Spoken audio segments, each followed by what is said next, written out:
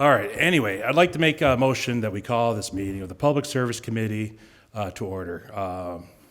Second. All in favor? Aye, the ayes have it. All right, according to the Mass General Law and the Open Meeting Law, if anybody is recording this meeting, they have to let us know. Is anybody recording this meeting? No? Okay. Ryan is downstairs. All right, so the first thing on the agenda is item number one. I'll entertain a motion. Motion to remove item 1 from the table. All in favor? Aye, the ayes have it. So this is a mayoral appointment of Mr. Robert S. Edwards to the Commission on Disabilities. Is Mr. Edwards here? Yes, he is. Right here. Hello, sir. How are you?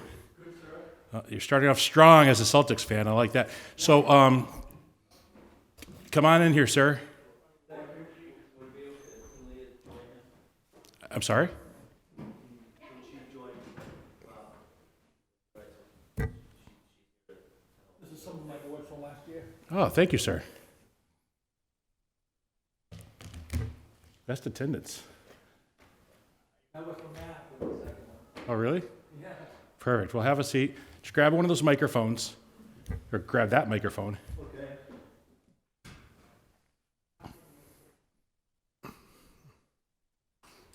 All right, sir. So how this works is myself, I'm City Councilor James Leahy, City Council at large. To my right is the president. You're honored to have the president of the City Council here as well, Todd McGee, who's also the Ward 7 councilor. So what the mayor does, the mayor has a lot of different boards and a lot of different commissions, and he needs a lot of different people with a lot of different skill sets. So what he does is he finds people to fill these spots, and when that happens, he goes through the City Council, gets directed over to the Public Service Committee, which this is. Then we interview a person. We don't make any choices. What we do is just interview a person. Then we go to the full City Council. And we just had a meeting last night. So it'll be 2 weeks from now. And so then the full City Council makes a decision. And I also want to let you know that we also have Councilor Michael Sullivan here. We also have Terry Murphy, who's a counselor, and Joseph McGivern, who's a counselor as well.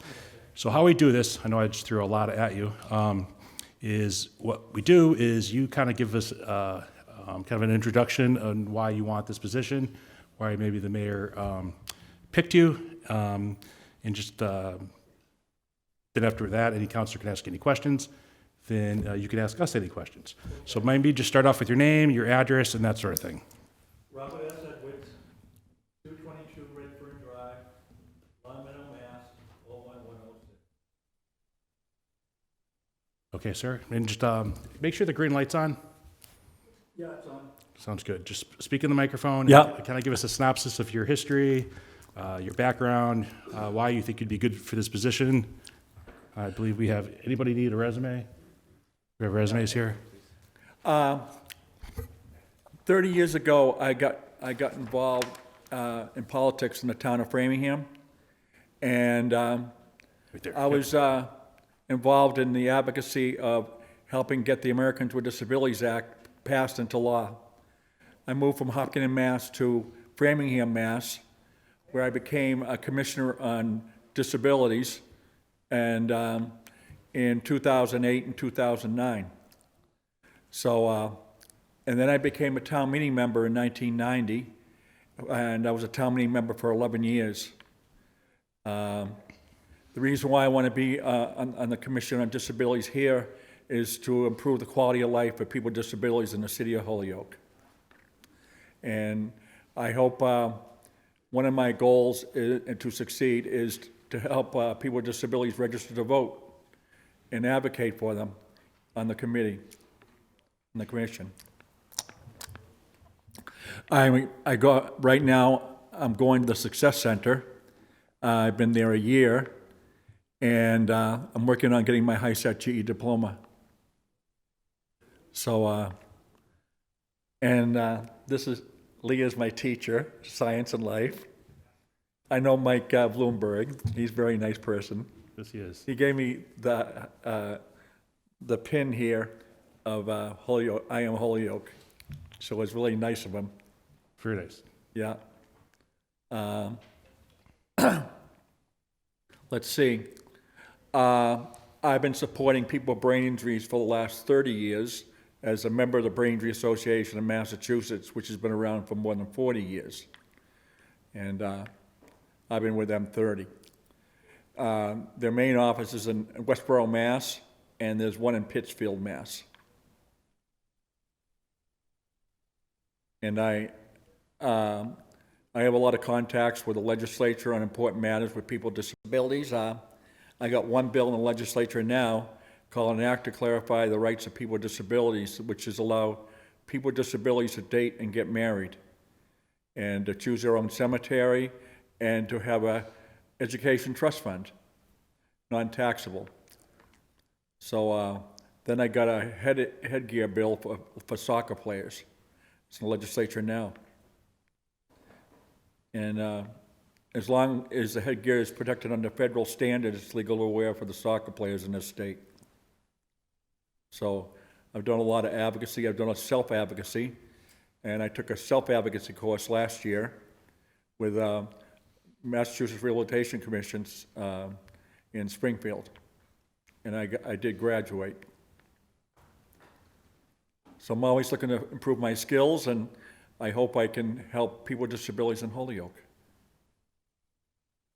That's one of my goals. And work with the other committees, such as maybe handicap park violations, stuff like that. I used to work on that in Framingham, and there was a lot of abuses in Framingham too. And last year I found out Greenfield was having the same problem. So the only thing that people understand are fines, and they don't do it again. That's for sure. Yeah. Anything else you want to know? No, you have quite a resume. I did go to Catholic school, though. I can't say that's important because I'd probably get in a lot of trouble for that, but it's very, very good. Thank you so much. Any questions? Any questions? I can always count on Terry for a couple of questions. Sure. So Robert, obviously, if I'm hearing you correctly, you're working on a GED in Yeah. Holyoke, right? Is that how you found out about the position? I found out from Leah here. Yeah. And I've been at the Success Center, which is also called the Opportunity Academy, for about a year. I started with math prep, then I worked my way up to the Success Center. And I'm doing math, I'm doing English. Also, I have, let's see, I'm doing the high-set writing course, and I've done an essay already. And my essay was how to improve the quality of life for people with disabilities. Is that what's attached to it? Yeah, okay. And your availability to be here, since you live in Long Meadow? Yeah, no problem. Okay, I got staff or the PBTA bringing me. okay. It's 6 months a year, right? The meetings are? That's what I heard. Well, you really, I think it's every other month, so. yeah, it depends on whether you have applications for handicap parking, they all have to be Oh, good reviewed, point, right? yeah. So that would be probably on a call basis, I would assume. We go through the ordinance committee, and then it goes to the disability commission, so. So, and then they review it and make a recommendation, so that could be, it could be twice in a month, depending on how many. Yeah. Like right now, I think we just got only one applicant yesterday, but the previous meeting, we had 3, so. True. Wow. And I assume that also includes site review, right? Anything about my job duties that I'll be doing? Well, it's, would you be, Counselor Murphy makes a good point. Would you be able, so one of the things you have to do is go out to the place to make sure that, we have a former counselor, Counselor Welch, and he does this, he does a great job. You have to make sure that, you know, there's enough room, you have to go out there and make sure that this person needs the spot, if, for like a handicap spot, is that something you're able to do? Mm-hmm. Okay. Any other questions? Counselor McGivern. Robert, welcome, and thank you for taking an interest in the good city of Holyoke.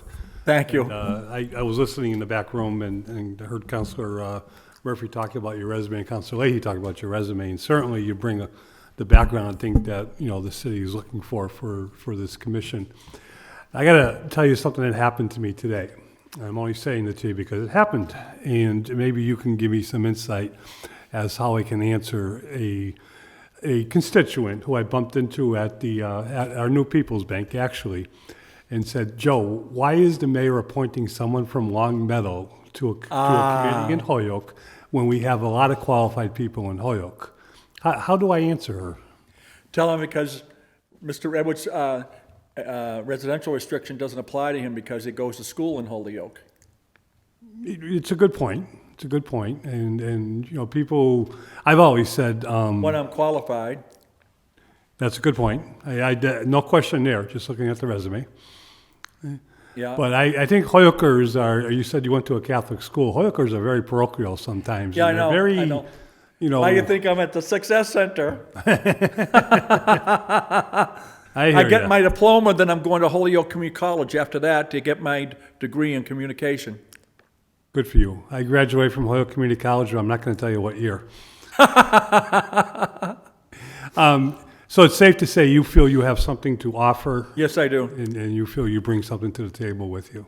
Yeah, being an advocate, I enjoy advocacy and I get to help people, and that's what I take a pride in, is helping people. Okay. And I bet I'll have a chance to do that here in Holyoke. Well, thank you. I appreciate you answering my question and my constituents.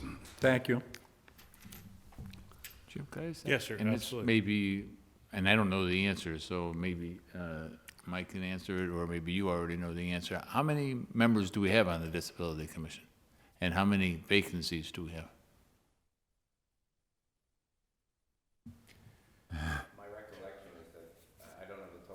Can you just, Mike, there's people watching this at home. Yeah, I mean, I'll absolutely double check the full answer, but my recollection is that there was one opening.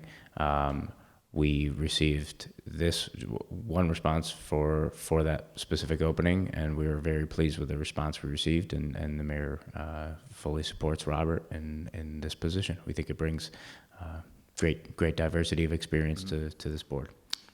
Can you just kind of follow up with that and let us and the people at home know where this was advertised? Yeah, so we, I honestly think it might have been advertised before I got here. All open positions now are available, at least on the city's website. A press release went out about 2 weeks ago. So anybody at home looking, there are openings for the Historic Commission as well as the Parks Commission right now for city vacancies. And if you could just follow up, did you see this as an advertisement, or how did you find out about this? I found out through Leah. Leah, how did you find out? Could you just grab a microphone, or hey, could you just Come on, Leah. say your name, your address, and that sort of thing? My name is Leah Destromp. I live at 19 Dillon Avenue. I'm Robert's teacher. As part of our classwork together, we do a lot of goal setting, we do a lot of self-work, and we lay out the steps that we need to take in order to get to the points that we need to be, or that we want to be. And one of the steps that I took with Robert is that we reviewed the different civic engagement opportunities that were available. And so in the course of one of our classes, we reviewed the Holyoke website. And at that point, we found that the position was open, and Robert was very excited to take on the challenge of applying. All right, excellent. Anybody else?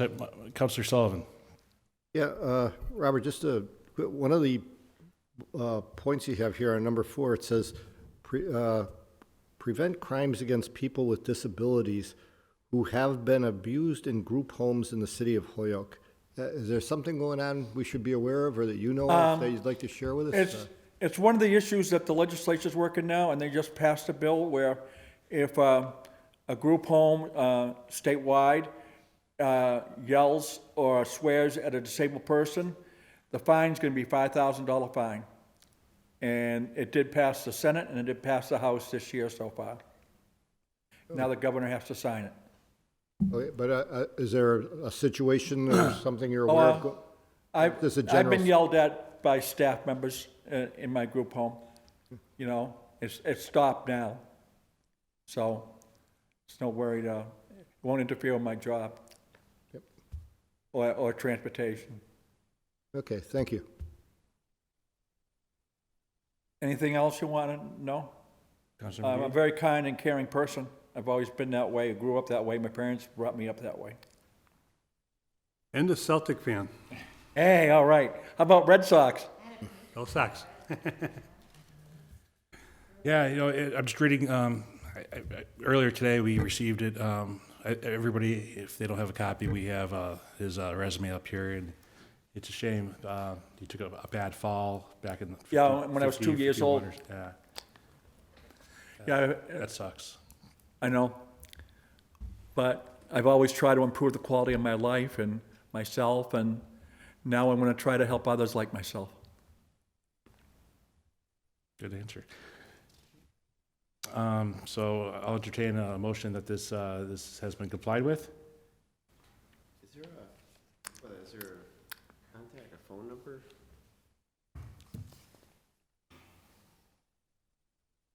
Well, I think that, maybe you don't want to read that. No, I'm not gonna read it out loud. Okay, we have it. Okay, just wanna make sure for phone number purposes. Do you know if this, could you, Leah, could you just as council. My cell phone number or my group? You don't need to, You don't have to. yeah, I do want to let you know too that we are live, we're being taped. Oh, I'm sorry. Oh, that's okay, you're fine. Is that correct? That's correct. Is that yours or his? That's his. Okay, perfect. All right, sir. All right, Okay. so I made a motion, it's been seconded by Councilor McGee. We've done what our job is supposed to do, and we're going to bring you out to the next full city council meeting. And at that point, all the city councilors have the right to either vote for you or vote against you. And if they vote for you, what you do the following day or whenever you have time, you come in, you get sworn in by the city clerk. In the meanwhile, if you have any questions, you can most certainly call me, you can call Councilor, you can call any of the councilors. And that's, do you have any questions for us? How long of a wait will it be? It'll be, when's the next, anybody have the date offhand? 18th? 2 weeks. It'd be. 2 weeks? Yep, the 18th. Oh, wow. After Valentine's Day. Yes. Something to do during the break week. Yeah. All I right, sir. thank Mayor Morse for appointing me. Yeah, well, he's made a lot of good appointments and it's an important thing. It's a hard, one of the rules, or not the rules, but one of his responsibilities is we have a lot of boards. We have a lot of different moving parts in the city, whether it's conservation, whether it's this board that you're on or Board of Appeals. You have to find the right people for the right boards. And and oftentimes it's, this is what he has to do. So I thank you. If you, any more questions? Yeah, one thing, I'd just like to tell you that I know State Representative Aaron Vega. I met Aaron in Chicopee, and I go to a brain injury program, and he comes there to visit us from time to time, and I got to know Aaron. He's a big supporter of mine in the legislature, so, Great guy. yeah. We're gonna miss him. Big He's, supporter of retired. people with disabilities, too. Yeah. His wife, Debbie, does yoga at a brain injury program. Oh, nice. Yeah. And everybody gets involved, all the clients. Oh, good. Yeah, it's ServiceNet Enrichment Center, it's called. Okay. Excellent. All right. Well, thank you very much. You're free to leave. Thank you. Kind of harmless, right? But I hope I can learn new things, too. Yeah. We appreciate that. Thank you very much for your time tonight. Thank you, Bob. Go Celtics.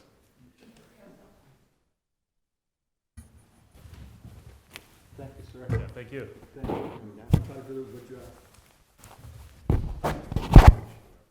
nice to meet you. Oh, my God, yeah, very nice to meet you. Yeah.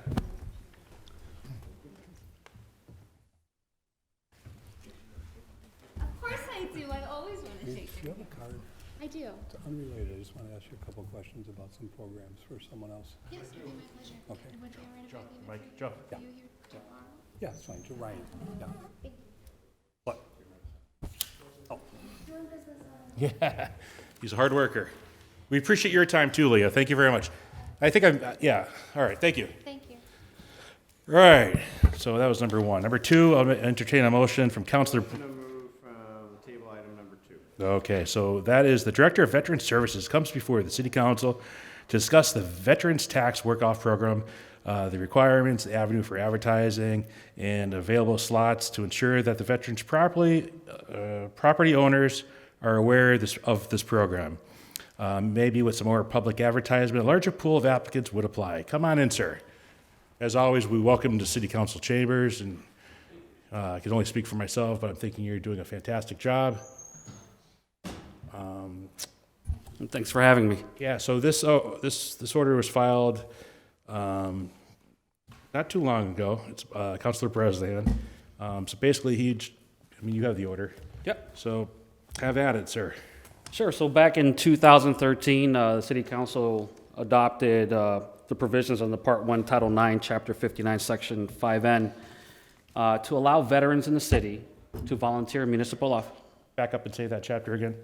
Part 1, Title 9, Chapter 59, Section 5N. And at the time, it allowed veterans to volunteer municipal offices for a set amount of hours and receive a tax deduction at the end of the year. We've since then adopted the newest version of this, which is $1,500 removed from someone's taxes for working 125 hours. As far as eligibility, you have to be a veteran in the city of Holyoke in good standing with your taxes and pass a query. The slots that are allotted every year are 20. And sometime in February of last year, I sent an email out. I have a media contact list with over 90 contacts and sent out a press release. In that email, you'll find the city council, department heads, and all the different media outlets around announcing the availability of the program. As far as who is selected, if you look at, when you have a chance to look at Section 82-5 in the city ordinance, it says no property owner shall be eligible for the program 2 consecutive years unless there are fewer than 20 applicants. So the order of precedent goes, the first-time applicants, first time ever applying for the Veteran Tax Work-Off Program, you go on the top of the list. If you were a recipient last year, you go on the bottom of the list, and everyone else fills in the middle. So if you did it last year, you go on the bottom. If you did it previous years before that, you're in the middle. And if we do the first time goes, they get selected, and from there, we do a random number generator to select from the remaining list members. Besides that, there's not much else to say about the program. Can you just back up a second? So last year, you sent that out to 90 different media outlets, including us. I know that I receive everything you get. You also put it online, which you do a good job with that. Correct. So how many people submitted? It'll take me a second to pull it up, but it was probably about 24, 25 people actually applied. Oh, okay. So it's not like 100 people. It's never 100 people. Actually, the last couple of years has been the only time where we've exceeded 20 applicants from the times that I've been able to look at from the inception of this program in 2013. Are there any things that you could use from the city that would maybe broaden that outreach? Well, included in this media release is, Holyoke Media, El Sol, Republican, Mass Live, Hello Holyoke. I mean, I don't know, department heads are in there. Yeah. So unless there's another stream that we can, another avenue to look at, I'm more than happy to do that as well. Any questions? Yeah, I can. Go ahead, go ahead. Yes, sir. So are you having your goal to increase the number of veterans being able to get this? Oh, not at all. The reason why I'm here today was because there was a question on ethics and whether or not a city employee can apply for the program if they're a veteran. And my answer is yes. There was a request put out to the state ethics board, and they gave a written response that I submitted to City Council last year. And basically, the State Ethics Commission defines a municipal employee, someone who's paid, unpaid, on a board, elected, so on and so forth. But there's an exemption through one of the CMRs that allows for an employee to participate in a program, as long as they're not double dipping, right? Like working and then, so I think that's really the reason why we're here tonight. And so say if I'm the employee and I was the veteran, who oversees my work? Like who knows that I'm doing? The department head, so the department head that would be overseeing your work. So if you were to volunteer and you're an expert, say with computers or something, and you go to the IT department, that department head for IT would oversee your hours, annotate them, and then send me a letter at the completion of your hours. And we obviously have to prove that you're not doing it during work hours. Right, okay. Do you know how many veterans got it say in the last year? How many veterans got it? Well, we had over 20 applicants last year. It's all 20. And, and through that, sometimes people who don't complete the program, don't tell us, stop showing up. So the department heads sort of have the onus to tell us when someone's not showing up, so we can try to backfill that spot. Okay, thanks. Yeah, go ahead. So, about 20 to 25 applied, of which, if you're in the list, you go from the top down to the bottom and keep coming around. You can't do 2 consecutive unless There's less. it's 20 Correct. less. Correct. So have we seen that where it's repeaters taking advantage of it, or? We've had people, so the people who are brand new go first. They get selected immediately. And then the people who have, 2 years back, they go second. There's been holes in the bottom where we've had someone come back in and then have 2 consecutive years, but that's through a random selection. It's by lottery. It's by lottery, okay. Yeah. And then they have to do 125 hours, you said, That is correct. to get 1,500 of a deduction off their taxes. That is correct. And you have a list of all the 125 hours that someone works. So the department heads keep track of that, and they send it to us, or they send us a completion letter. So are most of them just completion letters? Out Tim of, Leahy has completed 125 hours. generally, they That's are. Some people actually have, a timesheet where they hand write in their hours that they were there. Would it be better to have a timesheet to show when people are doing Sure, stuff to track it was definitely issued when the program started. In the last 2 years, we have just accepted letters of completion. So should we amend it to require a breakdown of the Sure. 25 hours? That's perfectly fine. So that way, someone just says, well, I never tracked it, so I'm just gonna send a letter to cover myself. Right. Not saying people do that, but we gotta, I was cover going to every, deliver it. cover every angle. No, absolutely. Okay. That's fine.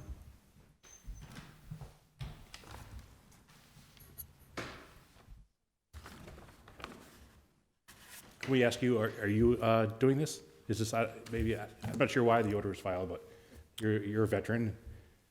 I don't participate in the program. I think I'm sorry, were you done? Yeah. Okay. again, this was brought up because a city employee applied. And then we had people who were on boards that applied, and that caused a stir in city council. Which is like non-paid boards, or, One's a non-paid board, one's a paid employee. and the ethics department said it's okay? Right, so I submitted a letter to city council, and I got permission from Mr. Randy Malik. I quoted something from this letter.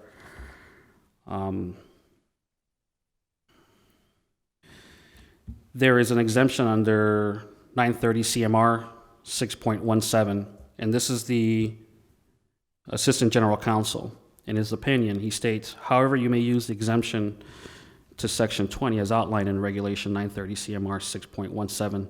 This exemption allows municipal employees to participate in a senior tax abatement work-off program without violating the conflict of interest law. That in their municipal role, the employee does not participate in or have official responsibility over the administration of the work-off program and does not have decision-making authority over how the benefits are awarded under the program. You have advised that, as commissioner, you do not participate or have any official responsibility over the administration of the Veterans Tax Work-Off Program, and you also do not have any authority to decide how benefits are awarded. It continues on. Also, the language of the regulation does not specifically reference the Veteran Tax Work-Off Program, but our position is that you could use this exemption so long as you meet its conditions. no disclosure is required. And the maker of the order has copies of emails of questions that were asked historically about the program, how it was administered. But he felt the need to have me come down and talk about it again. Councilor Murphy? Yeah, could I say, so I just calculated, so if somebody does 125 hours for $1,500, they're getting paid $12 an hour. So with the minimum wage going up, is that, It's going to change, right? So we can't, as someone volunteers, we cannot compensate them less than state minimum wage. okay. So that'll be amended every year. The hours will change over and over again. That's why when I asked for the adoption of the new $1,500, I asked to adopt the statute as a whole, because as it's amended, now I got to keep coming back and changing the number and the dollar amount over and over every year. And if you don't keep up with that, then it becomes time-consuming, So fall behind. will the dollar amount go up, or will the hours be reduced? Do we know? This is, of course, through session law, anything can happen, so we don't know. This was part of, I can't remember right now, the BRAVE Act, I think, that passed and it allowed this as long as we locally adopted it, so. Okay. And there's gonna be, every couple of years, you're gonna see a change in this. Okay, thank you. Any other questions? All right, it is what it is. Complied with. Second. As always, thank you very much for coming in here. Thank you all for your work. Yeah, thank you so much. Have a good evening. You too. All right. Motion is to go to item number 3. Yes, sir. All in favor? Aye. The ayes have it. Introduced by Councilor President McGee. Order that the City Council appointment for the Community Preservation Act Committee be posted. This position will be vacant upon the expiration of the 2-year term of Mr. Andrew McMahon, who will not seek election. So I think that this has already been taken care of. Have we appointed someone? Yeah, we appointed somebody at the last meeting. Brian, We received a application for it. take care now. Jason Jason, Ferreira. yeah. Okay, yeah, we certainly did, but for some reason, I think that, speaking with Ryan, I hear Ryan coming in. Hey, Ryan? Just speaking to him, Mike. yeah, who took it? Say that again? So there is no opening for the Community Preservation Act Committee, and Andrew McMahon's seat was filled by Megan McGrath. I think we did it Oh, on the okay. floor. Okay. We did that on the floor, right? Yes, yeah. Yep. All right, so she's in there, and the next one that's coming up is Elaine Pluta. I believe so. Because I know she's confirmed that she is not going to seek reelection. So it's just making sure we stay on top of this, because when they go, we have to fill it right away in order to. Yes. You're still on that, Michael, right? Yeah, and now's a critical time not to have empty seats. Right. So when does Elaine's? Thank you. End?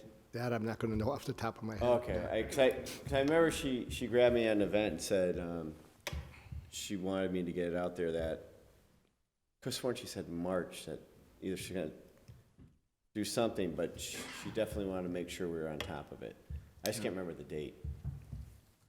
Yeah, well, But just if we can get that looked up, because I know this came up, cause Andrew grabbed me and said, make sure you fill the spot before I go, so all right, that's covered, that's good. We just gotta make sure the next one. Yeah, that would be great, because actually today, for the first time, I was looking at the city webpage where it actually showed the postings for conservation and I think historic. There was 3 of them up there, and parks. So that'd be great. Get it up there now and get it out so we can get some applicants in a timely manner. I could try to talk to Kip too and see if we can get a breakdown of when they're gonna be coming up, so that maybe we can get ahead of the game, if talking to them, seeing if they're not gonna come, renew their. Is Kip the chairperson? Yeah, he's the chair. Yeah, so if you don't mind, just email all the city councilors when the people are coming up for our renewals or expiration. Sounds good. All right, thank you, Ryan. I'll make a motion it's complied with. Comply with. I second. All in favor? Guys have it. Okay, so moving along, I make a, Motion to remove item 4. okay, so moved. All in favor? Aye. Introduced by Councilor Sullivan, order that a representative from the Holyoke Public School Department be invited to discuss the cost of lighting and janitorial services charged for the use of facilities for the youth athletic programs. And we have our good friend, Mr. Soto here. Mr. Soto, come on in. Mr. Soto's bringing a bodyguard. After last night, I think he needs one. Yeah. Yeah, just grab those mics. That's great. Make sure the green light's on. We know Mr. Soto very well. If you could just give your name, ma'am, and your title. Just push the button. Is it on? It's green. Oh, perfect. My name is Thank you. Patty Ferreira. I'm the executive assistant to Anthony Soto. Sounds good. All right, so I'll let Michael Sullivan take, Councilor Sullivan. Okay, thank you. Yours, McGee. Yes, Welcome. So, as you know, with the Paper City basketball team, we've got 88 to 92% of the participants in this program are Holyoke residents. This year, they've signed up over 130 youth in the program, and I'm just at a total loss still as to why we're even charging anything for the use of facilities. The janitors are already in the buildings. Right now, especially with what we've seen in recent months, and I'm not going to have a big conversation about that, but that we offer programs, after-school programs that involve the youth and, give them extra time in the schools. Why are we charging so much? And, that's the first question. Why are we charging so much? And why is the availability just not there? Who else is using them then? So we are charging based on a school committee policy. So we do have a school committee policy for rental of facilities. I brought 4 copies today that I can hand out.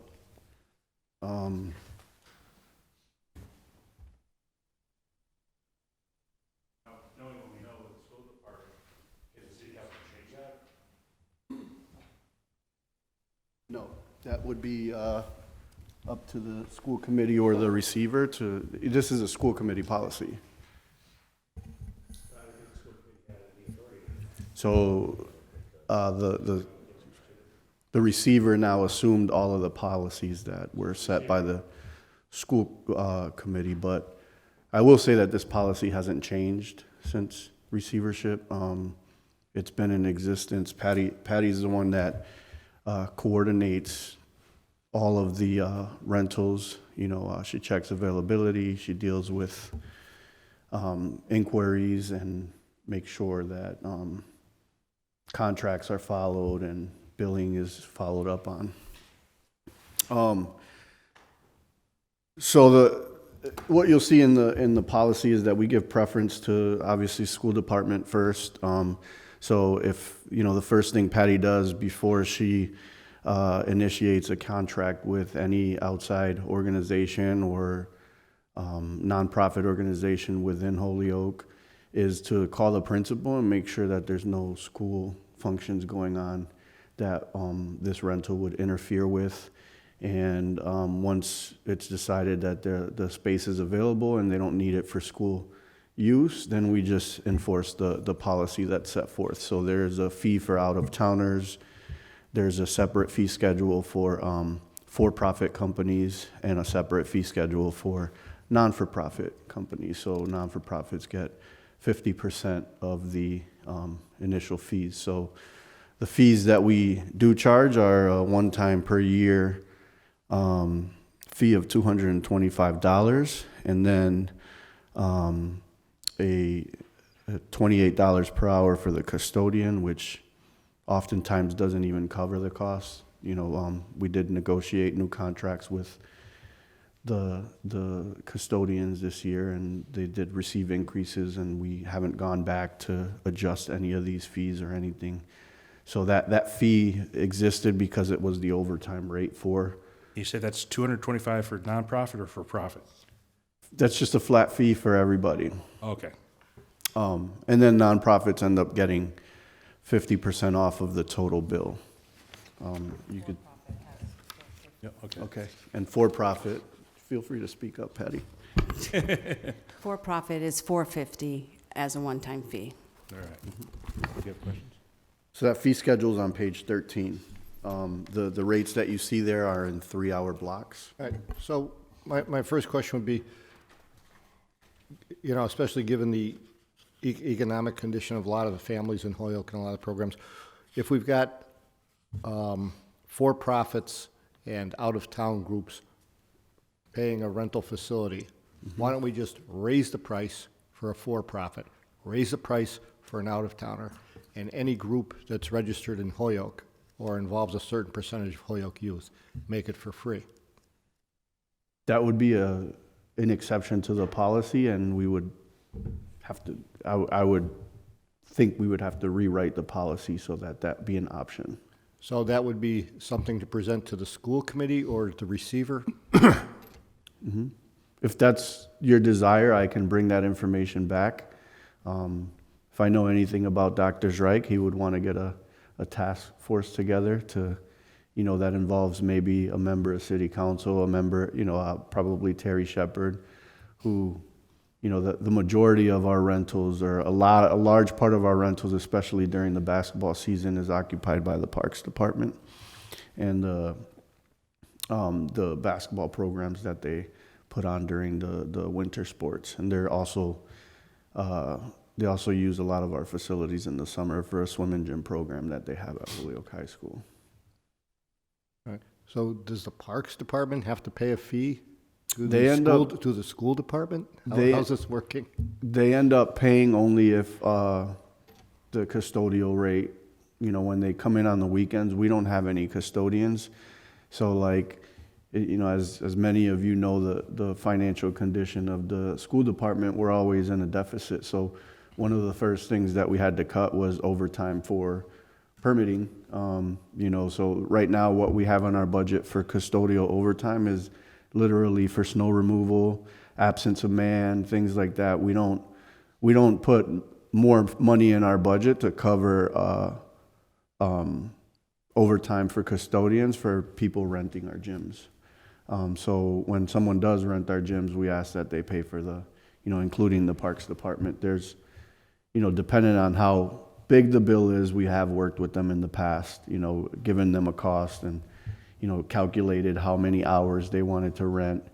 And sometimes they had to scale back, you know, the amount of time, or, you know, you know, if we were able to cover it without overtime, we would waive that as well. So it's literally just following this policy is why the rates are. Now, how these rates were determined, these rates were determined prior to my arrival. I will say that they're comparable to other communities. We had a rental policy in Springfield that we enforced as well, and the rates were very similar. And Patty has looked at other communities' rental policies as well, and Holyoke's isn't, you know, it's not like Holyoke. I don't think, and compared to what other communities are doing, we don't have a ridiculous fee. It's very comparable to what other communities are doing.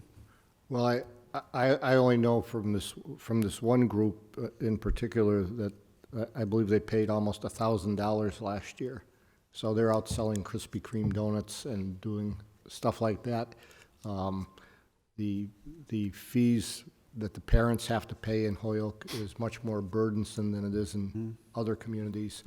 They can afford a lot more for their kids in the programs. You mentioned we have some out-of-town groups that are renting the facility? I mean, there are some. Yeah, Hamden Charter School just filled out a rental because I don't know if they're limited in terms of gym space, but yeah, they're from out of town. Their school's based in Chicopee. AAU teams. So they, you know, $1,000 is, you know, there's some renters that, you know, we've had rentals that cost like $7,000, stuff like that, just depending on how, you know, depending on how many days they're taking, how many gyms they're taking, how many hours.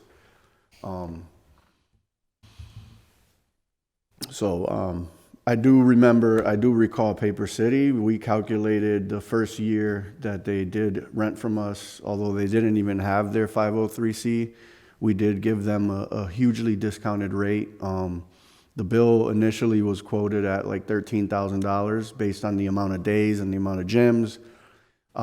We cut that in half to 7, and there was some communication with myself, Harry, and Kelly, and we were able to, after consulting with the superintendent, I didn't even charge them the nonprofit rate. We went down from the nonprofit rate, which would have been 7,000, and we cut it down to like 3,200. And we did, And all that is greatly appreciated.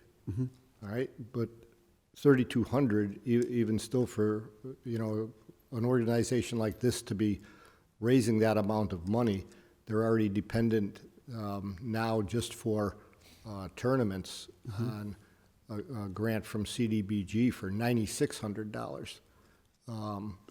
So what are there? So I get the part about if we wanted to do something here, it's not. I'm just trying to gather some information, and I really appreciate the job you do. You, especially you, Patty, you've been great, and I hear nothing but good stuff. But I'm looking for a way to make this less burdensome for the coaches and the people that are trying to work with the youth in our community. And I don't want to see other communities benefiting from our facilities while our people are sitting on the outside looking in. So if, some of the other ideas, I've been looking at, who sets the rate for a high school basketball game? I had to pay $5 the other day to go to a basketball game. Is that also the? It's the athletic department. The athletic department, or the school committee, or the superintendent? That's the athletic department. There's an athletic revolving fund that's managed by our athletic director, Melanie Martin. Yep. And that is completely independent of the rental of our facilities. All right, so that's a separate revolving fund that goes to. And I will say, like, all of the revenue that's collected, it literally goes to pay the overtime for the custodian. We do try to cover some of our utility costs as well, and then just general repairs of the wear and tear of the gym. I don't know if you've noticed, but we recently just did brand new, completely redid the gym at Dean, and the reason that we were able to do that wasn't because of we budget in our operating budget, stuff like that. It's because we are charging a fee, and those things, the normal wear and tear, that gym was in terrible shape. The lighting needed to be upgraded. We spent about $35,000 doing that so that the gym at Dean could look as beautiful as it does today.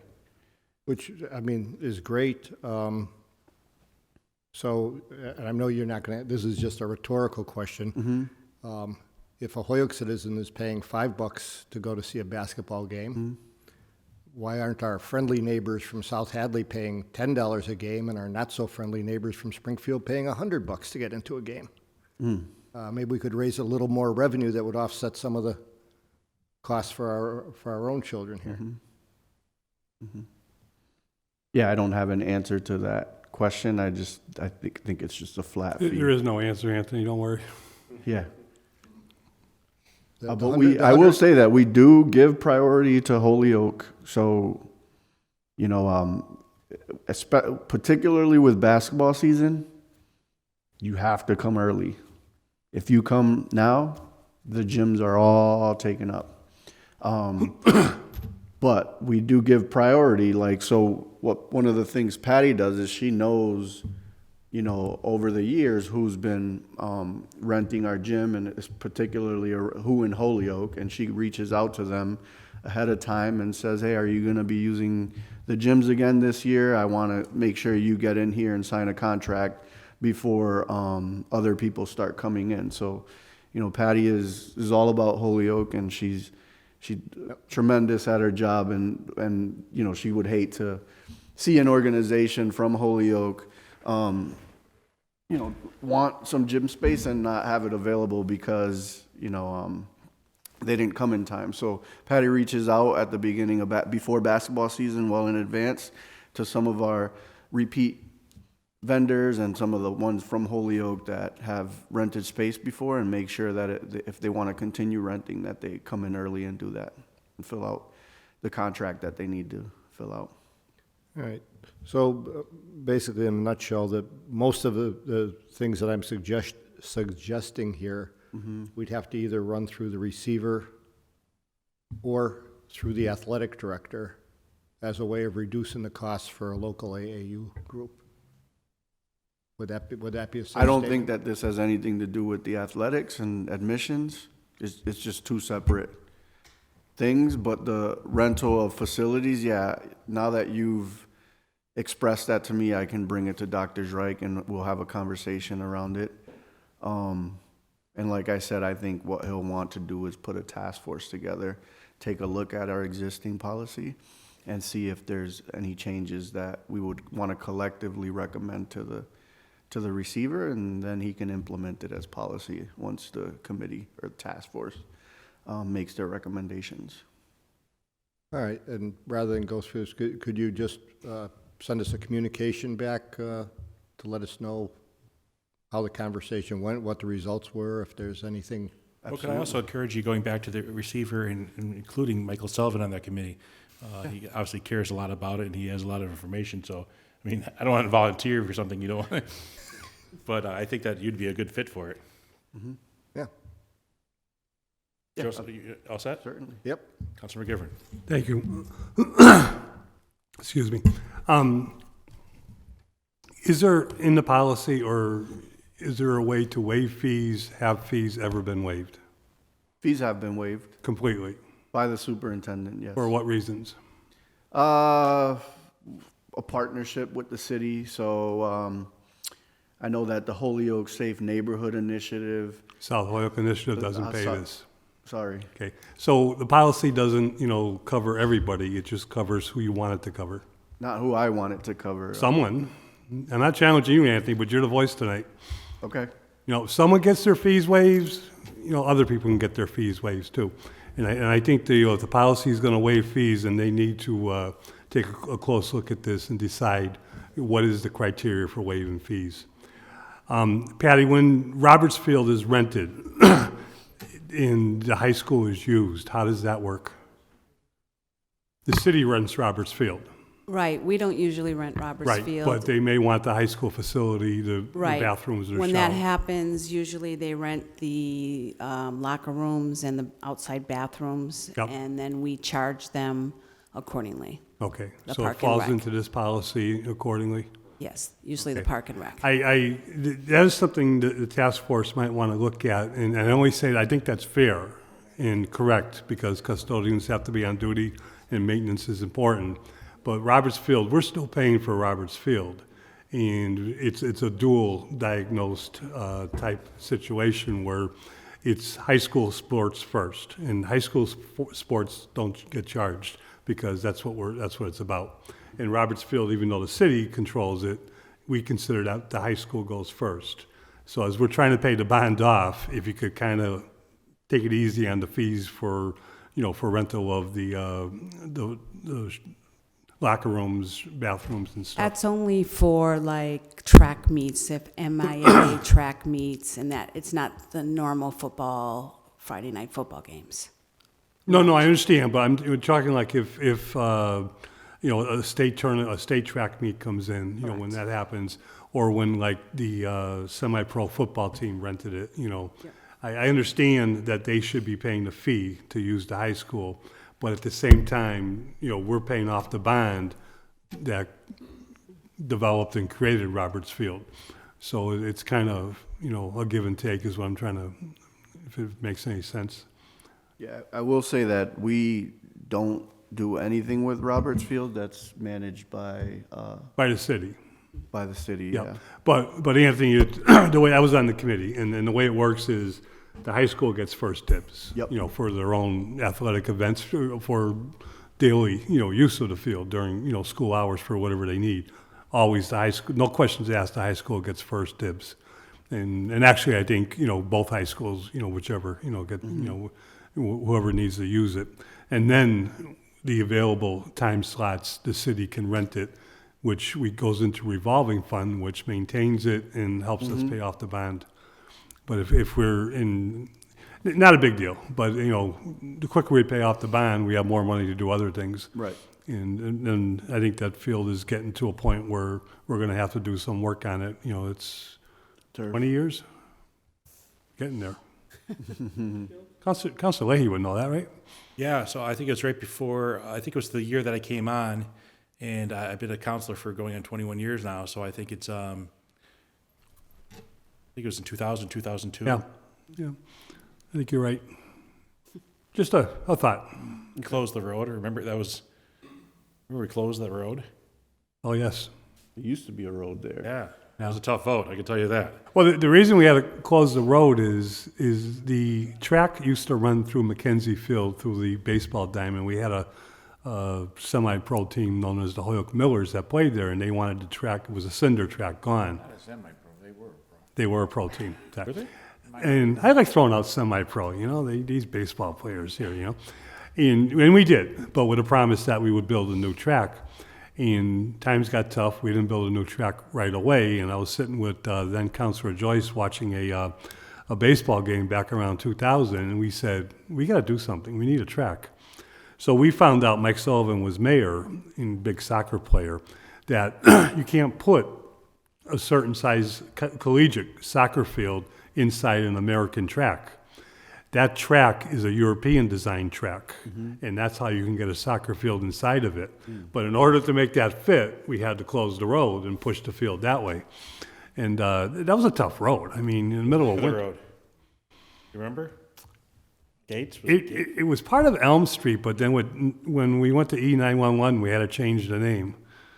North Elm? Yeah, it was North Elm. North Elm, yeah. I used to use that road a lot as a kid. Yeah, I slid down it more than once after I was driving my kids to school, and like and when it got icy, it was dangerous. Took a while to get used to it not being there. Yeah, now nobody knows it, Now, remembers. yeah, some people don't even Amazing. remember it. Any other questions? No, I'll defer to the president. So, I'm just going back to my glory days. Used to have the traveling leagues, Kirtland versus Morgan versus Sullivan, and travel all over the city. And the mules. Yeah, I'm not saying we're going to do that again, but you do have basketball courts that aren't being used. They're not regulation size, they're smaller size, but, you know, could those be open to allow kids to go play basketball? I'm not asking for the travel league. I'm just saying Ian White has a basketball court. Yep. Sullivan has a basketball court, so on and so forth. So they might be not the regulation size, but it's a place where kids can go and play. Yeah. Don't have to be subject to these fees. Yeah, you got to pay a custodian. Everyone would agree with that. I mean, that someone's there to watch it. Is there a way to house it in that fashion to allow those courts to be used and not just sit vacant? We tried up at Lynch. I know Park and Rec went out of their way. Pete Leclerc, great visionary for the city, opened up that gym because the whole building was shut down, had it sanded. He did a lot of the work himself. Yeah. Got it up and running until Room 1 shut down the funding for just heating the building, of which those nighttime programs getting the kids off the street went away. So we lost a full-size gym that was being utilized. We have these side schools that have gyms, maybe too small, or it's something that we could use. I mean, my championship game was down at Lawrence School. Loved Lawrence School because the court was about the size of a half court, so that's why I was able to play. But, I mean, yeah, think outside the box here. If you have, would you say 12 teams, Mike? 12 teams, little kids. Yep, 12 teams. Playing. I mean, We gotta be a little do proactive rent here. some of those gyms, particularly the Parks Department.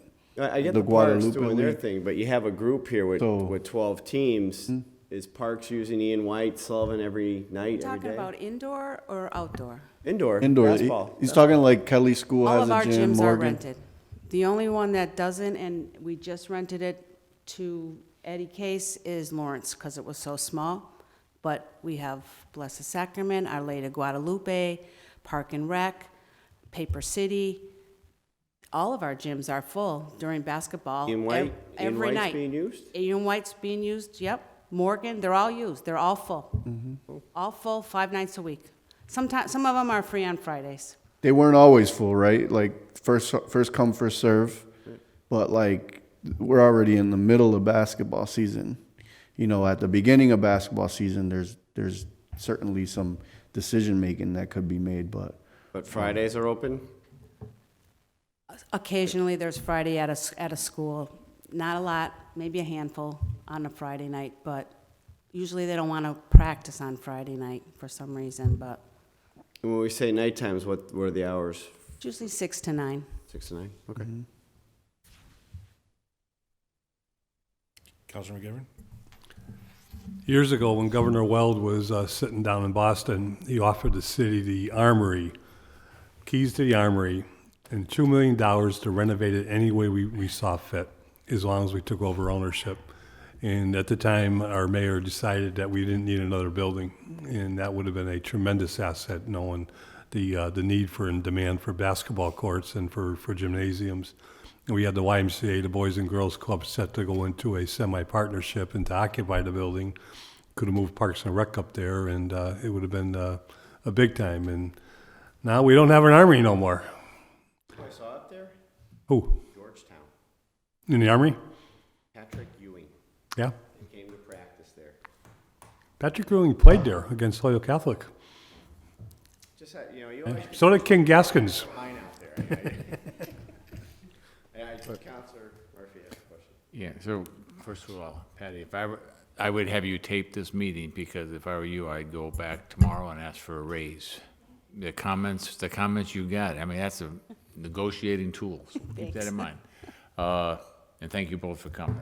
And I remember Anthony when he was a young man playing basketball in the suburban leagues, and then going on to Dean and being some basketball player there. But one of the things, and when I was on the Parks Commission, one of the things I tried to do was get back to having a regular recreation program in all the school gyms from 6 to 9, Monday through Friday.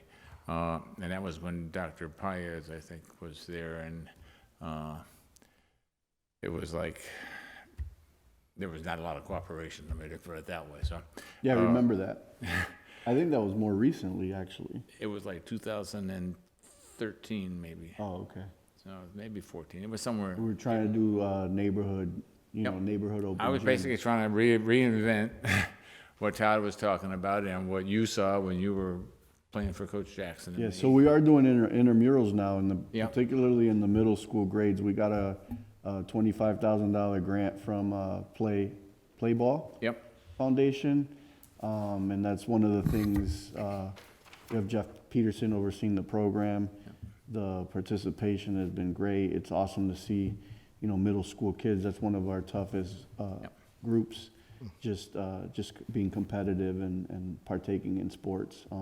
We do volleyball, we do basketball, and I think they do flag football, if I'm not mistaken. Yep.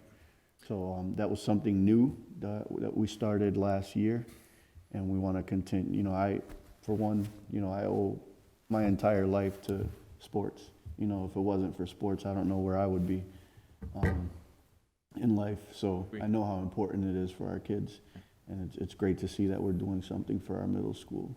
So let me give one more comment and then one question, and it relates to custodial, but I'll give you a good comment first, because I just came from the Boys Club to come before I came, and I was in the gymnasium, and I wasn't trying to shoot any hoops, but there were 80, 85, 88, and it's in the 80s, young ladies from grades 6 Wednesday. to 8.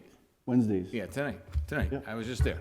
Yep. And I think they said they had people from 5 schools, maybe 6 schools. Yep.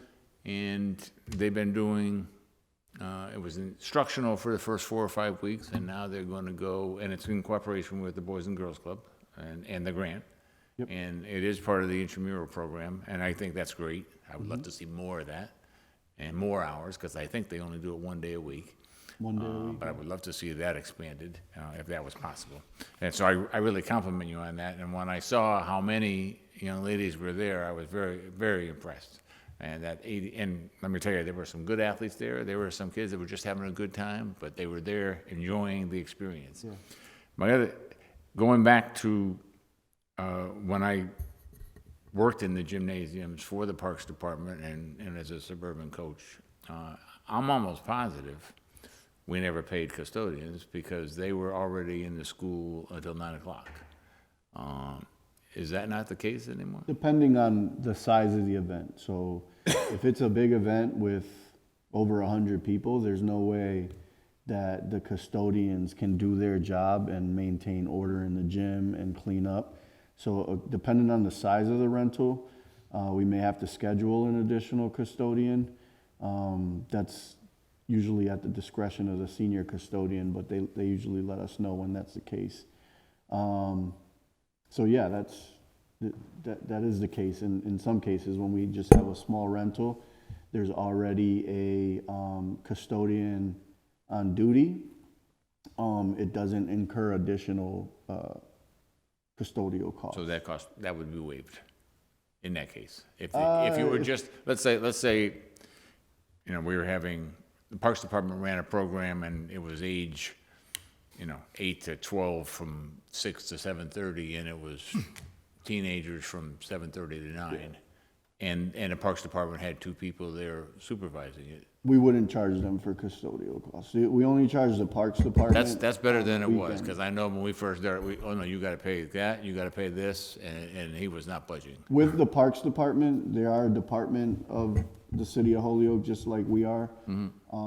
They don't pay anything during the week. If they do it during the hours where we have a custodian, and that's been an ongoing long before me, that's been the arrangement.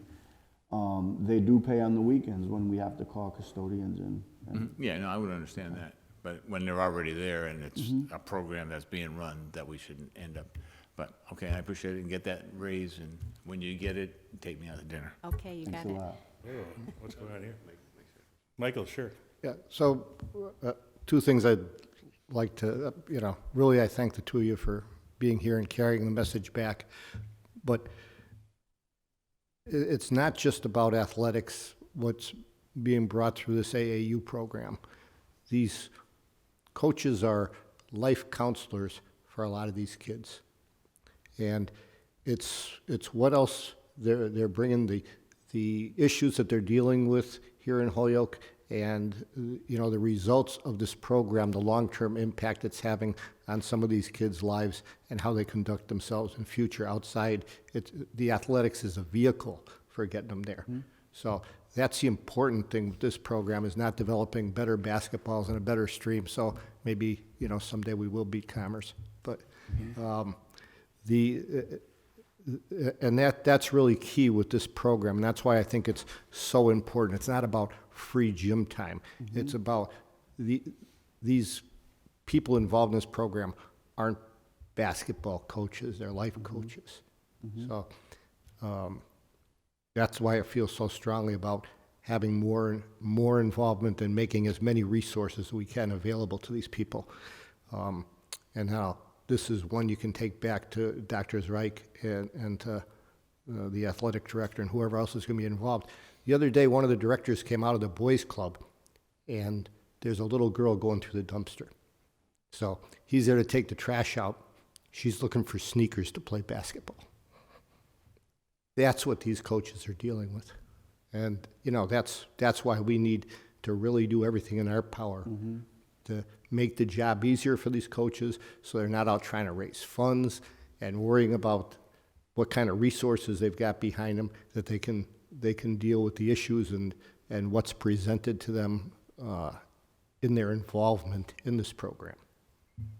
I agree with you wholeheartedly. No one, I can't tell you enough what sports have done for me in my life, so I understand that fully. The questions that were brought up is, you know, really just a matter of us enforcing a policy that has existed for many, many years. So I think what you guys are recommending is that we take a look at the policy, Revisit it. And refine it and ensure that programs that do benefit the Holyoke youth get priority and consideration when it comes to our fee schedule. I will definitely, correct me if anything I said is not accurate, but I will definitely have a conversation with Dr. Zreich, and I would expect him to reach out to Todd and see who, you know, if he wants to appoint someone, it would likely be you. It's Mike. Right. I've already determined that. As So usual. we can skip that part. I can let him know that part's already handled. Already said. You know, just Make sure the athletic director knows, because the last time I went to a high school game, I was escorted out. What did you do?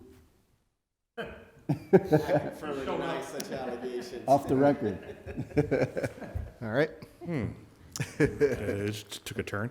So just having said all this, you know, I too, my son Brendan, he saw a flyer. I think he was 6 years old or 7 years old. Hopped on his bike and went down to the Holyoke Boys and Girls Club Saturday afternoon and did tryouts for his team called the MiGs. And Jojo Feliciano just cannot believe that this kid, you know, drove all across town on his little bicycle. And he came down and he went through 3 days of tryouts. And he was on the MiGs until he was on it for like 6 or 7 years. And we traveled throughout New England. And I'm not sure if it was the best experience for Brendan, or I should say, I'm not sure which one's a better experience. One for Brendan or for myself and Eileen, because we got to know the best families in the world. Yeah. And when Brendan got to high school, he walked in and knowing everybody. You know, there wasn't a person he didn't know. He did not know any person from any sports in any of the local teams. It was one of the best experiences, and I just want to give a shout out to Jojo Feliciano for being one of the best coaches I've ever seen. So having said that, anybody else have any other questions? Hearing none, entertain a motion that's been complied with. We thank you both for coming down here tonight and giving us a lot of good dialogue. Thank you. Thank you. Thank you. Make a motion to take up item 5. Yes, sir. On the motion, all in favor, the ayes have it. Item number 5, introduced by Councilor McGee.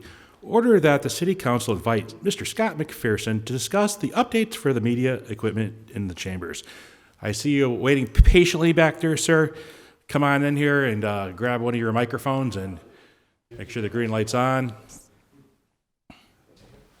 My wife Eileen says hello. She's watching you now. Yeah, thank you. I just wanted to come in and talk to you guys, get some feedback from you. We want to upgrade the presentation system that's in here. Right now, it's a projector and a screen that gets kind of balanced over there generally.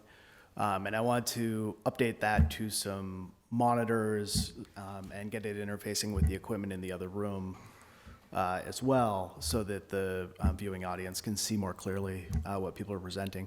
But I want to get feedback from you guys to see, because there's a couple of different possibilities that could be done, and some could impact the public's ability to interface with the council, and I just want to hear from you all before I really started attaching equipment to it or specific plans for what I wanted to do. So as the council knows, every time we were getting ready for microphones or new cameras or whatever, Scott was kind enough to either email me, call me, and get me the information so I could get it to you as soon as possible. And then the timelines were either pushed back or whatever. He was always getting us info. Then he grabbed me one day and said, you know, I really want to come back in to kind of address the issue that all of us have brought up is, you know, how do we better present stuff? We got people coming in, they put them on a board and it falls on the floor. We're looking at it here. People at home are like, we don't know what you're looking at. You know, I've talked about stealing the smart board from the fire department because they got a new one. So I was going to take their old one, but they give it to the police department. So in essence, what can we get in this room in order to address that issue for people at home, for us here, for those who are coming in, who are presenting, $1 million projects, how do we, make ourselves look like we should be the city to do business in because we are a little more high-tech than before. But then there is the dynamic of, this is a very historic room. You just don't want to drill something into a certain wall somewhere. So we have to be a little creative. I will, and this isn't your issue, but I have been bouncing back and forth with Tanya in the sense of working with DPW on trying to, what's the cost of new carpets? What's the cost of new desks, new chairs, in order to update this? No offense to the furniture, but it's back from when I was in grade school. And every now and then someone puts their foot on the front and it falls off and scares not only us but people at home. So that is a dialogue that I have been engaging in order to try and get those answers, what the cost would be, and try and get this room a little more fixed up. Mike McMahon did tell me that there are grants that are coming in to deal with kind of the painting here and stuff. How do you fix this type of stuff knowing it has the historic value to it? So that is a little more tricky. There are certain grants that he's looking at to deal with that, but as far as the rugs and stuff and the desks, he's going to get back to me as to quotes. I am going to file it as part of the capital plan that deals with the chamber. No one talks about the chamber, so I'm going to start talking about it for us, which then translates into you. If we're trying to do that, what would you think about, trying to get that type of better communication here? Yeah, well, because of the ceiling height and the paintings, I certainly wouldn't try to hang a screen anywhere in here at all. Also, because the entire council is facing that way, say for the president, you would have to be on that wall somewhere. So really, I've relegated my thought process to large monitors. They have something similar at the school committee meeting room, something that can be easily wheeled in and can be wheeled in and wheeled out somewhat easily. And then connecting that via laptop wirelessly. So you just have a dongle that plugs into the laptop that can then project on both screens simultaneously. One of the questions I had is there's different types of systems. There's a type, that's, essentially it's wireless, but it's like having a direct connection to a projector or a screen. And it's just one device that's connected to that. There's a second type where you can connect via like a URL or something like that. It's all internal stuff. It doesn't engage the internet at all. It's just an intranet connection, but it could open up the possibility of these, like I've seen people do this before, they'll come in to talk to you as a part of the public about, something with their property, and they want to show you pictures, and they've got pictures that they're waving in the back. Yeah. But that does open up this other question about how that's administered, and I'm certain it would be credentialed and protected, but there would have to be some administration with that as well. Yeah, so are we thinking maybe 2 boards or 2 wheel-in things? Yeah. In order, okay. And then I guess with that is, I know we've received updates, and obviously we can't watch the meetings because we're here. There was talk of if someone is talking, their name would appear on the screen. Is that happening? I can make it happen. And then with that, because Councilor Bartley filed the order and we approved it, was election times. Yeah. Having the results go live. And I know the city clerk's been very good Yes. at reading them in. Yep. Could that be implemented into the boards where the ward comes in and she's able to just, or it pops up on the screen? I mean, so I'm not the technological guru. Yeah. If I had a flip phone still, I would. I just let you know.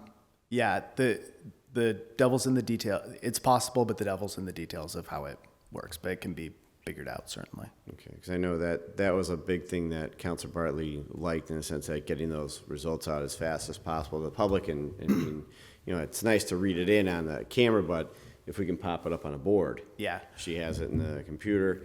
I know there's a big push by her department.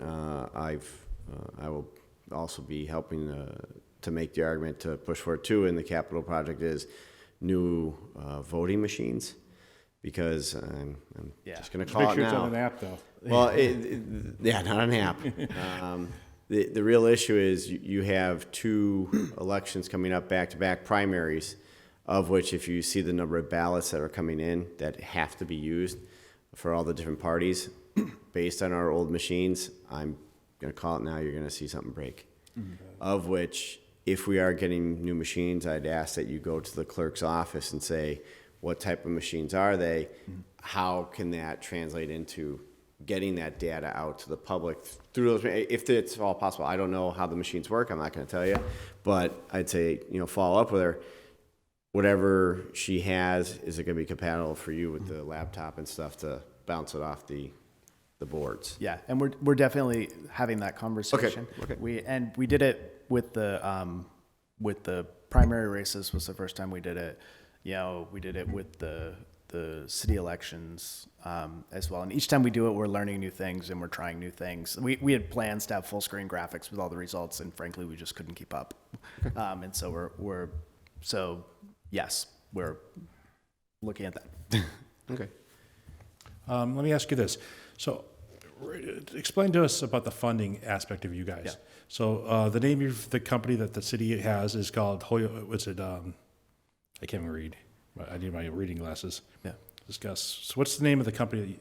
Holyoke Community Media, Inc. Holyoke Community Media, Inc. And how is that funded?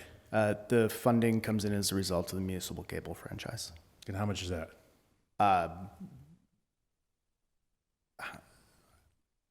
$500,000 maybe? So you get $500,000 from Comcast each year?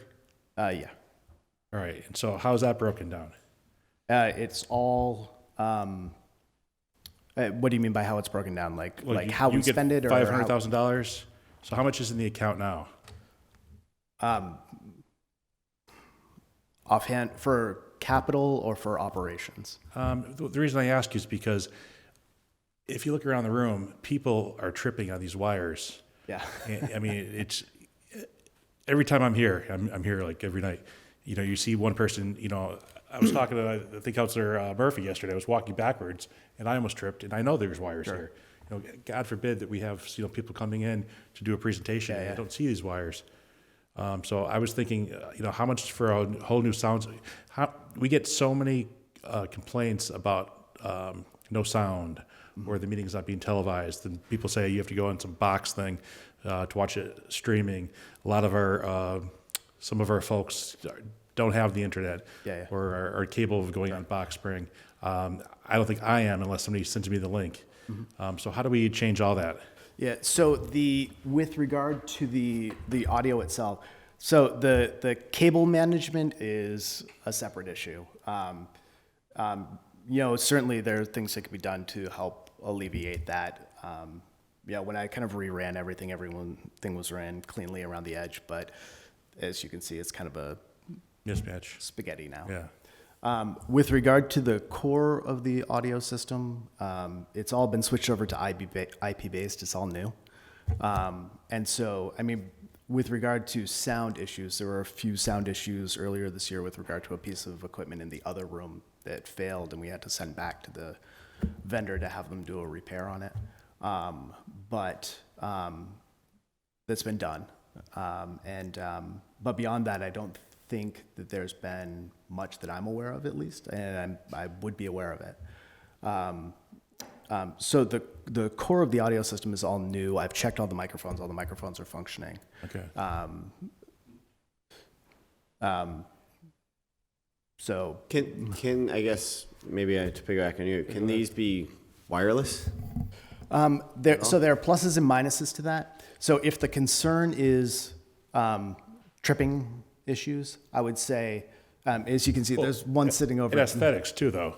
Yeah. Well, so the issue there's two issues with the aesthetics. The first being pulling them in and out and in and out and in and out. All of them go to those. You can see one sitting over there, that little black box with all the microphones put in there.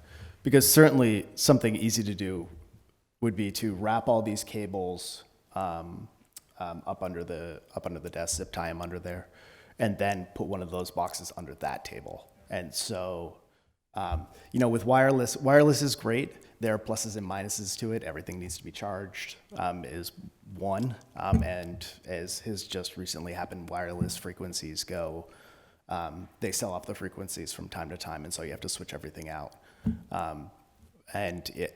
For my preference is definitely to keep everything as wired as we can, because it's completely reliable, and you're not paying the premium for the wireless service. So stuff like that is certainly stuff I can investigate. So can we get a box for under here? And then have the wires? Yeah, absolutely. Shifted to?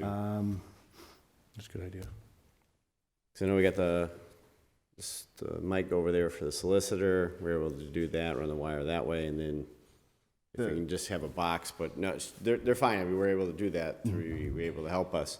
But if we can get a box here for this table, you have 4 mics Yeah, or 5 mics. you put the 4 mics, yeah. Then keep that separate so we don't have wires coming across. Yep.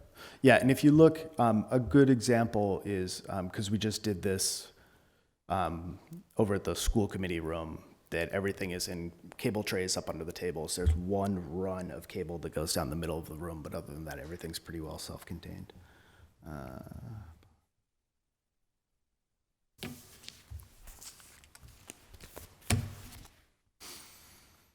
Yeah, and if there are like experiential things about the meetings that you're noticing, you're welcome to just be like, hey, I was noticing this, whether it's, tripping over cables or the screens are awful to see. Is there something we can do about it? If you just bring those to my attention, I'm happy to address them as expeditiously as I'm reasonably able to. Sounds good. Any other questions? Just along the lines of your idea with the new desk, and when I heard that, and then I heard potentially having the mics connected to the desk, I mean, I think that would be a home run, and you'd have a lot less issue. Plus, it would be attached to the desk, I'm assuming, permanently. So. Yeah, the mics wouldn't be, but they'll have, a lot of the newer desks will have a cable tray underneath that you can just run the cables through. And again, that would look better, but it'd also be safer. And I think the idea of putting a box there certainly makes sense. Yeah, and I mean, it'll need one internet connection, but that can be done like the cable that's right behind you there with the Velcro down piece that goes over it. And, if you do that, I like Todd's idea of getting new desks in here. I mean, these desks are antiquated, but so having a microphone with a box underneath, can we also have like an outlet? Because we all have laptops and iPads and that sort of thing. That would be more on the electricians. Okay. Or all right, however. Hey, I'm just throwing a spaghetti, whatever sticks. What I can tell you is I'll do is those 2 big gray boxes that are underneath. Oh yeah, it's my desk. I hit it every day. I'll pull those out. Start with this one first. Yes. Anybody else have any questions? I know when this sort of was a while back. I know when we saw each other, you're like, I want to come in and kind of update or address. Have you gotten everything you wanted to tell us, or because I filed it too with regards to when you were asking me to? Yeah, well, you the one wanted to come in. thing with regard to the one piece specifically that I was curious about is about the public's ability to interface with a presentation system, and if that would be a preferable approach, or if it would be a preferable approach to just have a thing you plug into a laptop and the only person who connects is the person who's got that laptop or that thing. I would say that's more difficult. I think the presentation part for the public, if they're coming in here with blueprints and whatnot, Well, and we're not, and I'm not speaking necessarily about people who are coming to give presentations to the council. I mean, I was talking with Ryan earlier about this because a portion of it will be, oh, hey, you have a presentation, please send it to me in a PowerPoint or a PDF before you come in. I'm speaking more about the actual public who comes to speak at meetings. Okay. That'd be whatever everyone else thinks. Whatever's the easiest. Yeah. Whatever's the easiest. They're not coming here with a thumb drive. They're coming here with maybe a sketch, that sort of thing. Yeah, I've definitely seen people come with like print out pictures of like their property and stuff like that. But certainly that's the type of stuff. What are other cities doing? Like, what does Springfield do? What does Boston do? What's their... I'm not sure. I think I tend to try to focus more on what we'd like to do and then approaching it that way, but certainly I can look at what other people are doing. Well, let's take a look at what they do, because I'm sure Boston, their city council is probably state of the art. I know Springfield, I've been in there a few times. It's really nice. Yeah, I can certainly, the guys down at Focus Springfield are good friends of mine. I can certainly Sounds good. reach out to them.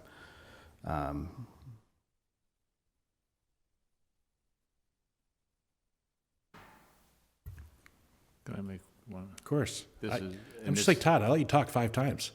What's that? I let you talk 5 times, just like Todd. Oh, No, I shut it down after 6. No, you told me 2.5. I know. But, and this is, and I've only heard people tell me this, so I'm not really sure this happens, but how does, if, let's say someone's talking over there, and then the next person is talking here, how does that get so that when that person starts to talk, I know you gotta wait till they're recognized. And what I've had people say, like, if you're only talking for 30 seconds, sometimes by the time they get to that person talking, it's already gone to another person. Yeah. And that's, I don't know how that works. Yeah. So the cameras all, you're speaking with regard to the video specifically.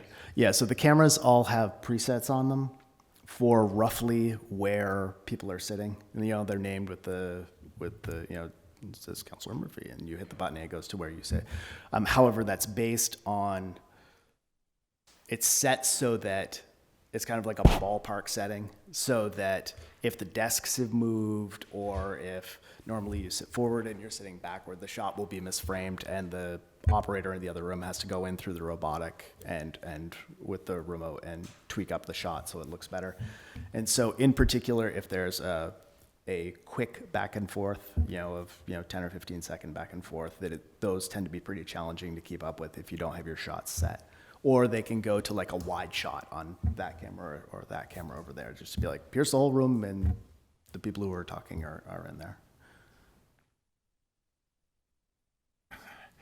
Just the way, I mean, at one time there were 15, and obviously we went farther away though. And just where you're sitting right now, I mean, I'm just wondering, and I'm looking at like where Libby Hernandez would be sitting and where Howard Graney would be sitting.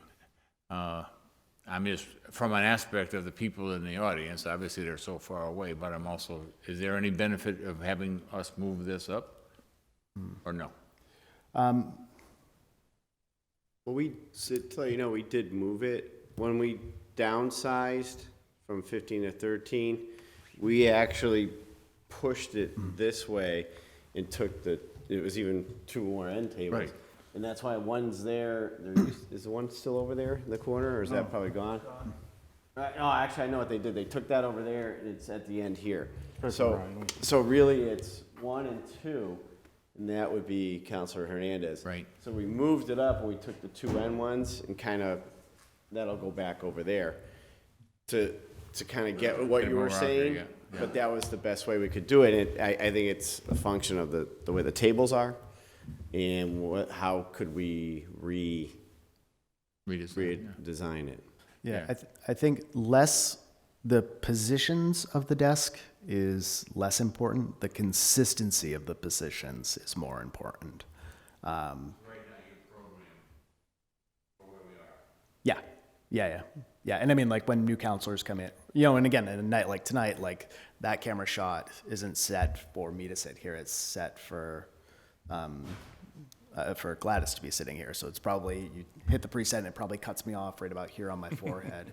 And that's just the type of stuff we have to kind of roll with. And it takes a second to kind of dial in the camera, get the shot right. Yep, sure. Joe, anything? What would be the timeline for getting that stuff in, or potentially?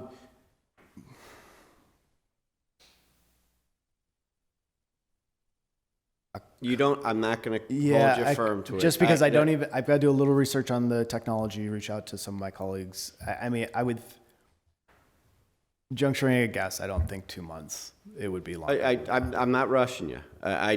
So when council reports back to the full council, it's in the works, maybe 6-8 months. Yeah, it won't be that long. All right, much I can say definitively. But we're not trying to tell you you're set in stone in 2 months. I mean, my goal, once I have an idea of the specific equipment I'd want to use, my goal is to get it done as quickly as possible. The installation is pretty modest with regard to the projection system. I mean, I need to just double check the Ethernet wiring to have a lead run to the table. But the wiring to run a projection system into the other room is already in place. I had that done when I reran all the cameras. Yeah, 2 months would be my guess. Okay, no, that's fine. It's quicker than I thought. And Todd made some good points dealing with the city clerk too. Obviously we have a big presidential election coming up. So will that be able, by that time, will everything be tied in? We have, November. Well, primary. When's the Massachusetts? not so much the primary, but by the election date itself in November. Yeah. And like I said, I mean, we did a live broadcast. We've done it for the last 2 municipal elections. We're planning. We met with the clerk and talked about the dates going forward for the other elections. And there's the race for Senator Hummison's seat, which will be I forget the specific date, over the summer, I think. And so we'll certainly be broadcasting for the local results. We're moving the ball forward. Yes. Yeah. Sounds good. I'd say it's complied with. And I thank you for coming in. Yeah, thank you very Oh, much. yeah, no problem. I'm happy to. And like I said, if there are other experiential things, like with the cables or anything, just give me a heads up and I'm happy to take And care of it. anytime you have any updates and you want to give us a heads up too, just feel free to reach out. We'll get a meeting going. Okay. It's not a big deal. So on that, all in favor? Aye. The ayes have it. Thank you very much, sir. Just a little housekeeping. First of all, I want to thank Councilor McGee for stepping in tonight. I also want to thank Councilor Murphy and Councilor McGivern and Councilor Sullivan for coming in and asking some good questions tonight. I do want to say that I was notified that Councilor Alisi is sick. We wish her, we hope she gets better soon. And Councilor Hernandez had a family commitment. So having said that, I entertain a motion to adjourn. All in favor? The ayes have it. Thank you, everybody.